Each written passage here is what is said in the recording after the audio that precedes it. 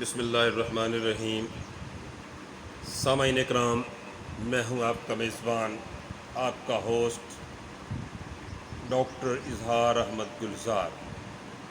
سامعین، آج کے اس پروگرام میں اظہار ٹی وی کی طرف سے آپ کو خوش آمدید کہتے ہیں، اور آج ہم جس نابغہ روزگار شخصیت کو سلام عقیدت پیش کرنے جا رہے ہیں وہ ہیں اردو ادب کے بہت بڑے مزاح نگار، خاکہ نویس،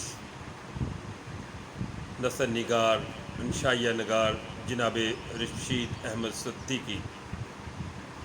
آج کا ہمارا موضوع ہے رشید احمد صدیقی بطور مزاح نگار۔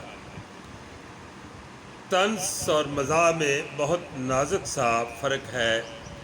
ہنسنا ہنسانا تو سب جانتے ہیں، لیکن بظاہر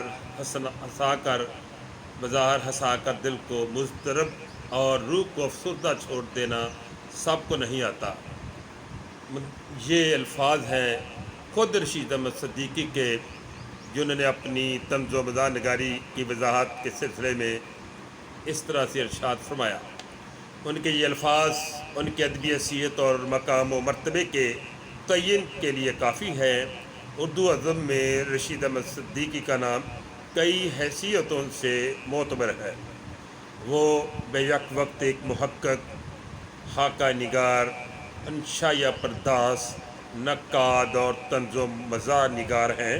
انہوں نے ادب کے سنگلاخ میدانوں کو اپنے قلم کی رنگینی سے گل و گلزار بنائے رکھا، لیکن دو حیثیتوں سے انہوں نے اردو ادب میں ایک ممتاز مقام حاصل کیا۔ ایک طرف تو دور جدید میں وہ مزاح نگاروں کے قافلہ سالار دکھائی دیتے ہیں، تو دوسری طرف خاکہ نگاری کے میدان کے اچھوتے شاہ سوار بھی ہیں۔ طنز و مزاح میں انہیں ملکہ حاصل ہے۔ وہ اس انداز سے طنز و مزاح میں باتیں کرتے ہیں کہ قاری کے لبوں پر خفیف سی مسکراہٹ اور تبسم چھوڑ جاتے ہیں، لیکن ساتھ ہی ساتھ قاری کے سوچنے کے لیے بھی بہت کچھ چھوڑ جاتے ہیں۔ ان کی تحریریں پڑھنے میں شاعری کا مزہ دیتی ہیں اور یوں محسوس ہوتا ہے جیسے کوئی غزل پڑھی جا رہی ہے۔ شاید اسی طرز پر فدا ہو کر پروفیسر نذیر احمد صدیقی کچھ یوں رقم طراز ہوئے۔ اردو نثر میں اگر کسی نے غزل گوئی کی ہے تو وہ رشید احمد صدیقی ہیں۔ رشید احمد صدیقی کی طرز تحریر کی نمایاں خصوصیات میں مزاح نگاری ہے۔ رشید احمد صدیقی کا شمار اردو کے بہت بڑے مزاح نگاروں میں ہوتا ہے۔ وہ نہ صرف یہ کہ ہنسی ہنسی میں بہت کچھ کہہ جاتے ہیں، بلکہ قاری کے لیے لمحہ فکریہ بھی چھوڑ جاتے ہیں۔ فلسفیانہ اور فکر انگیز خیالات کو ہلکے پھلکے انداز میں پیش کرنے کا جو سلیقہ ان کے یہاں ملتا ہے، اس کی مثال اردو ادب میں بمشکل ملے گی۔ کلیم الدین احمد رقم طراز ہیں۔ رشید احمد صدیقی کی اس سوچ میں ہمیشہ بوجھ کا عنصر غالب رہتا ہے، اور اسے زیادہ اہم یہ ہے کہ وہ مزاح نگاری کو بھی ادب کی ایک صنف ہی سمجھتے ہیں، اس لیے اپنی تحریروں میں ادبی محاسن کرنے کی کوشش کرتے ہیں۔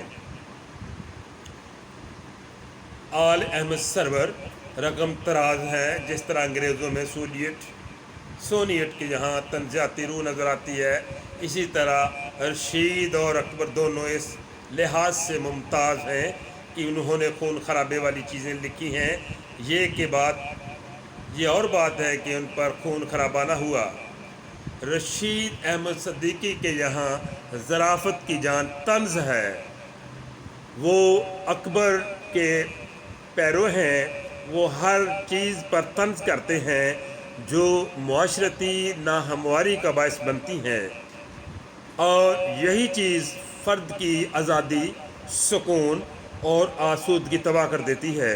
چنانچہ خواہ پولیس ہو یا گواہ، ڈپٹی کلکٹر ہو یا مزدور، مولوی ہو یا سیاستدان، صنعت کار ہو یا کاشتکار، عوام ہو یا خاص، یا کوئی لیڈر جہاں کہیں بھی انہیں خامی یا اونچ نیچ نظر آتی ہے وہ ان کی قلم کی گرفت سے نہیں بچ سکتی۔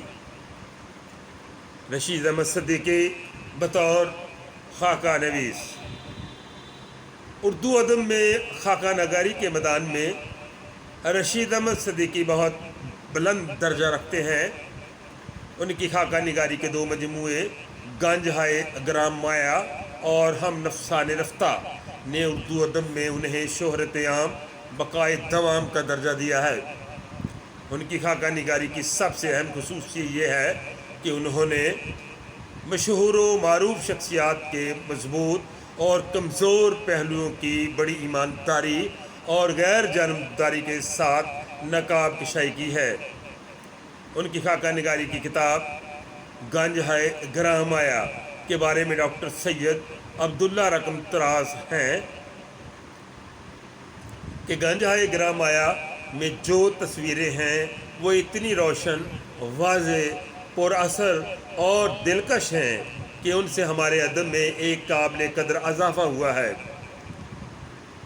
پروفیسر رشید احمد صدیقی اگرچہ باقاعدہ نقاد نہیں ہیں، یہ ان کا بطور تنقیدی حوالہ ہے، اگرچہ وہ باقاعدہ نقاد نہیں ہیں لیکن ان کا تنقیدی شعور بڑا تیز ہے۔